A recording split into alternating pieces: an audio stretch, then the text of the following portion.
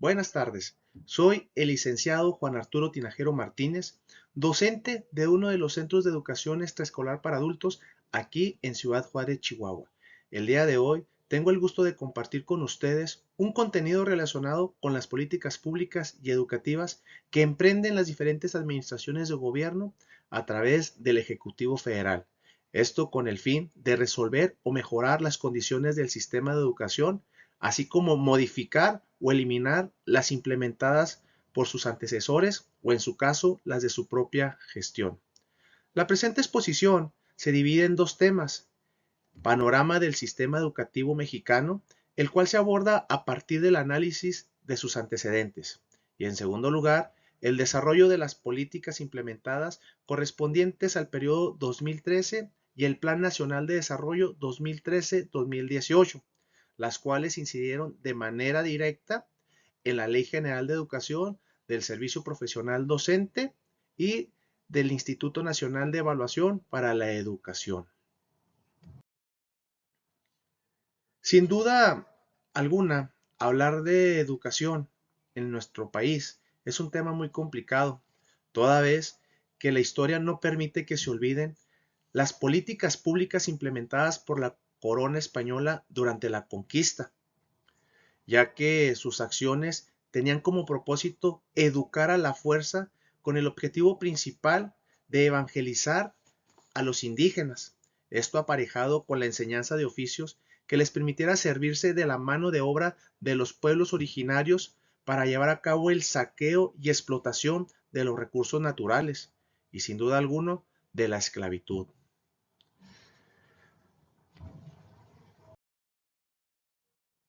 Situación que no está muy alejada de nuestra realidad,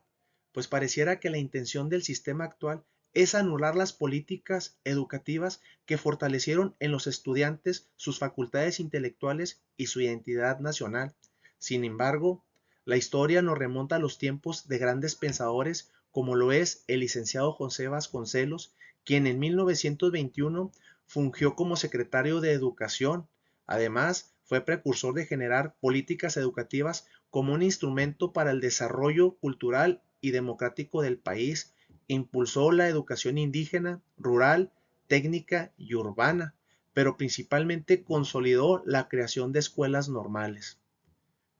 Para 1934 surge la llamada educación socialista, caracterizada por su radicalismo de la separación de la Iglesia en los asuntos civiles, pero principalmente en la enseñanza que imparte el Estado.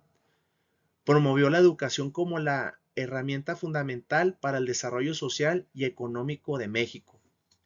En este punto, en lo personal,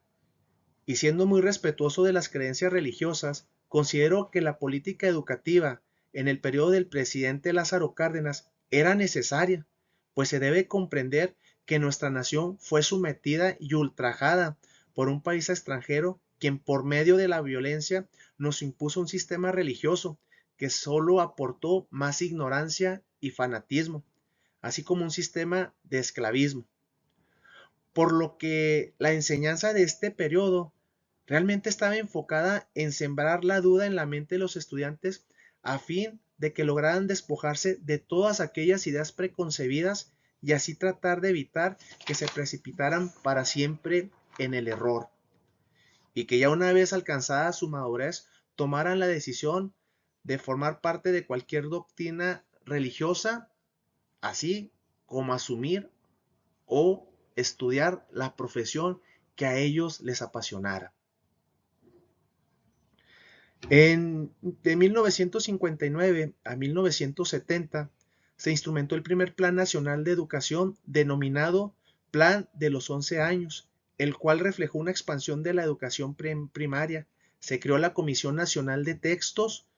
gratuitos, por lo que hasta este momento de la historia se puede apreciar que las políticas públicas implementadas pretendían dar continuidad al proceso educativo de una nación que fue oprimida durante 500 años. Durante el gobierno del presidente Luis Echeverría Álvarez, en el periodo de 1970 a 1976, la reforma educativa transita del término crecer al de mejoramiento de calidad, que se concentra en el acuerdo de modernización orientada a elevar la calidad de la educación. Aquí es importante resaltar que en la década de los 70 el ámbito educativo se veía afectado por el fenómeno de la globalización, pues el gobierno dio entrada a instituciones internacionales para evaluar al sistema de educación cuando aún éste no alcanzaba su maduración y su esencia. Para 1978, uno de los principales antecedentes de las políticas públicas en el país es la desconcentración de la propia Secretaría de Educación. Sin duda, en la década de los 80 marca un antes y un después en el sistema educativo a través de sus reformas de primera, segunda y tercera generación. Para 1988-1994 se reforma el artículo tercero constitucional y se instituye la Ley General de Educación. En 1992 se aprueba el Acuerdo Nacional para la Modernización de la Educación Básica, en el cual se manifiesta que se otorga a la educación la mayor prioridad en el gasto público. De 1994 al 2000 se da continuidad al Acuerdo Nacional para la Modernización de la Educación Básica. Del periodo 2001 al 2006 se elabora un documento denominado Bases para el Programa Sectorial de Educación 2001-2006. Aquí es importante mencionar que la política implementada comprendía un plazo considerable a fin de poder evaluar más a fondo y por consecuencia realizar modificaciones para mejorar la calidad educativa. Pero desafortunadamente los cambios de gobierno subsecuentes modificaron o eliminaron las políticas educativas cuando éstas apenas se estaban integrando, pues 6 años no son suficientes para llevar a cabo una evaluación de un sistema educativo. Ya en el periodo 2013-2018 se instaura el programa sectorial de educación que tiene como objetivo elevar la calidad de la educación con equidad de género. Pero algo que caracterizó estas políticas públicas fue la reforma educativa que modificó la Ley General de Educación, dando lugar a dos leyes generales, la del Servicio Profesional Docente y la del Instituto Nacional para la Evaluación de la Educación. Reformas que más que dar un impulso a la educación, pretendían un revanchismo por parte de los dirigentes de los partidos políticos, los cuales de manera dolosa pretendieron afectar al gremio magisterial por decisiones políticas de los jerarcas sindicales, sin considerar las consecuencias negativas que afectarían de manera directa a los estudiantes. Finalmente es evidente que a la fecha la educación en México es lo que menos preocupa a ciertos políticos, dirigentes sindicales y a la iniciativa privada, pues las políticas públicas implementadas hasta este periodo solo han propiciado el aumento de la deserción escolar y el desánimo de los educandos, pues no le encuentran sentido estar en la escuela, pues perciben que al final del día van a terminar en un empleo que no les apasiona,